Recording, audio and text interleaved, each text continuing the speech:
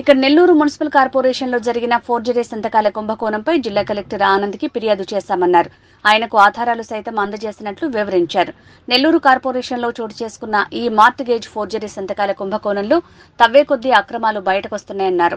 ఈ అంశంపై పోలీసులు మాత్రం దృష్టి సారించడం లేదని ఆయన ఆవేదన వ్యక్తం చేశారు. అంతేకాదు ఈ కేసు విచారణను పోలీసులు నిర్లక్ష్యం చేస్తున్నారని ఆగ్రహం వ్యక్తం చేశారు. కార్పొరేషన్ కి సంబంధం లేకుండా బయట వ్యక్తులు మార్ట్గేజ్ రిలీజ్ చేస్తున్నారని ఆయన విమర్శించారు. మీకు అందరికీ తెలుసు, ఒక 10 రోజుల ముందర నెల్లూరు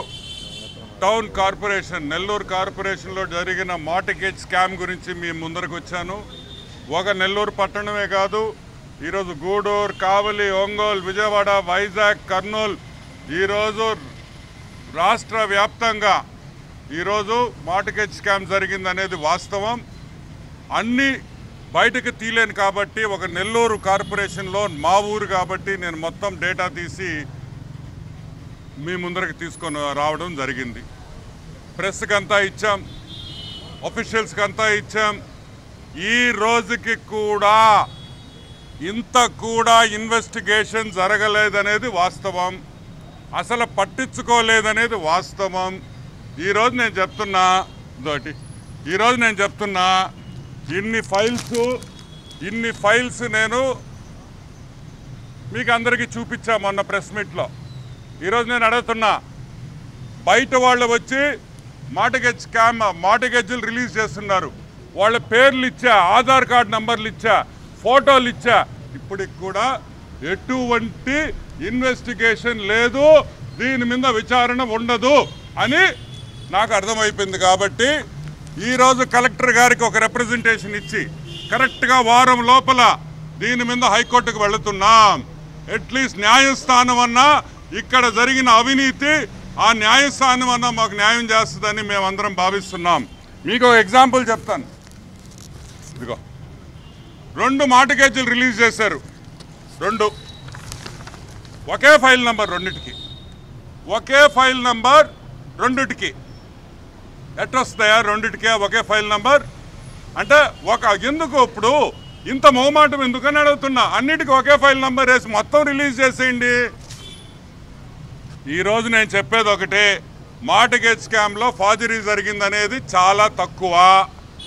ఫార్జరీ అనేసి ఒక 6 ఫైల్స్ చూపించి పెద్ద ఆఫీసర్స్, ఐఏఎస్ ఆఫీసర్స్, పెద్ద అసిస్టెంట్ కమిషనర్లు, పెద్ద ఆఫీషియల్స్ అందరినీ ఈరోజు కాపాడేదానికి ప్రయత్నం చేస్తున్నారు. దానికి ఆనం అనే వ్యక్తి సహకరించడు అని కూడా నీకు మనవి చేస్తున్నా. ఫార్జరీ అని 5 మందిని అరెస్ట్ చూపించి పాపం ఆ టీపీఓల్ని, ఆ చిన్న వ్యక్తుల్ని మీరు అరెస్ట్ చేసేసి పెద్ద చేపలు, బాగా తినిన చేపలు, కోట్ల రూపాయలు తినిన చేపలను మాత్రం మీరు పట్టుకోరా? వైసీపీ నాయకుల హస్తం దీంట్లో లేదా? ఐఏఎస్ ఆఫీసర్స్ హస్తం దీంట్లో లేదా? లేకపోతే ఈ స్కామ్ ఎలా జరిగిందని మేము ప్రశ్నిస్తున్నాం. అంటే అంత లెక్కలేంతనమా? 5 మందిని అరెస్ట్ చేయడం కాదు. ఈరోజు ఇన్ని ఫైల్స్, నేను 73 ఫైల్స్ తీసా, ఇంకా 110 ఫైల్స్ ఉన్నాయి తీయాల్సినవి. అవి కూడా తీస్తాం, హైకోర్టుకు వెళతాం, సిబిఐ ఎంక్వైరీ కాకపోతే సిఐడి ఎంక్వైరీ అన్న అడుగుతాం. ప్రతి దీంట్లో పాల్గొన్న 2 ఐఏఎస్ ఆఫీసర్లు, హరిత గారు, వికాస్ మర్మత్, ఇద్దరిని జైలుకి పంపించేది ఖాయమని కూడా నేను మనవి చేస్తున్నా. చెన్నుడు అసిస్టెంట్ కమిషనర్, ఈ పెద్ద తలకాయలందరూ కోట్ల రూపాయలు తినేసి ఇష్టం వచ్చినట్టు మార్ట్గేజ్లు రిలీజ్ చేశాడు. అసలు AP apartments building rules and regulations ప్రకారం ఏం చెప్తుంది? ఆక్యుపేషన్ సర్టిఫికేట్ లేకపోతే అసలు అపార్ట్మెంటు అసలు ఉండేదానికి లేదు. ఎందుకు ఉండేదానికి లేదు అంటే అది జీవించేదానికి సరైన వసతులు, ఫైర్ గేర్ అన్నీ ఉండాలి. అప్పుడే నీకు ఆక్యుపేషన్ సర్టిఫికేట్ ఇస్తారు. ఓసీ లేకుండా మార్ట్గేజ్ లెటర్ రిలీజ్ చేస్తారా? మీ అబ్బసొత్తా? దానికి బిల్డింగ్ పర్మిషన్లు ఎందుకయ్యా? మీరు బోర్డు పెట్టేయండి కార్పొరేషన్ కాడ, బిల్డింగ్ కట్టుకోవాలంటే 20 లక్షలు, అన్ని అనుమతులు కావాలంటే 10 లక్షలు, ఆడొచ్చి లంచాలు ఇచ్చేసి మీరు సంతకాలు పెట్టేసి వాళ్ళు కట్టుకుంటారు బిల్డింగ్లు. 2,40,00,000 రూపాయలు ఒక ఫైల్ మీద నోటింగ్ పెట్టున్నారు, కట్టాలని డబ్బులు రిలీజ్ చేసేస్తారా? ఇది కార్పొరేషనా? మీ ఇంట్లో లెక్కలు రాసుకునేదా? అర్థం పర్థం ఉండాలి. ఎట్టిచ్చారా మీకు ఐఏఎస్ ఆఫీసర్స్ అని ఈరోజు ప్రశ్నిస్తున్నా.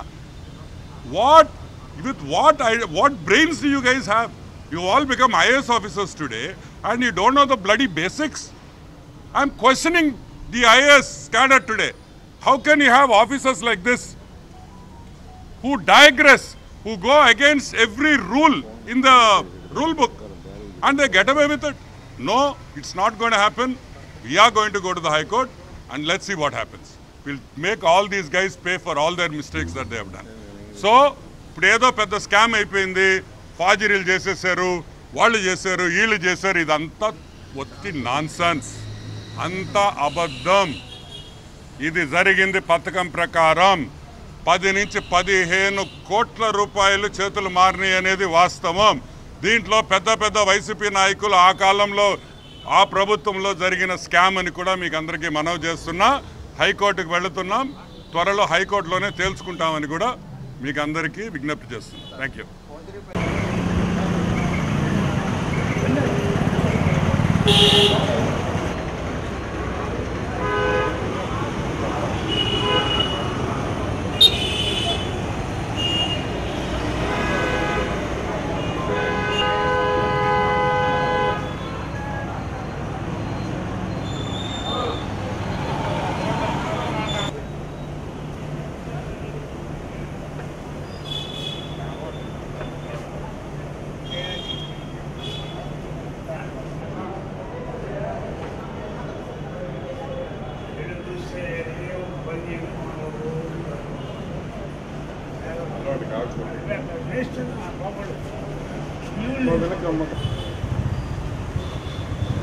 నల్ల బాల్ నేను తీస్తారా అంతసేపు వదిలిపోతాను.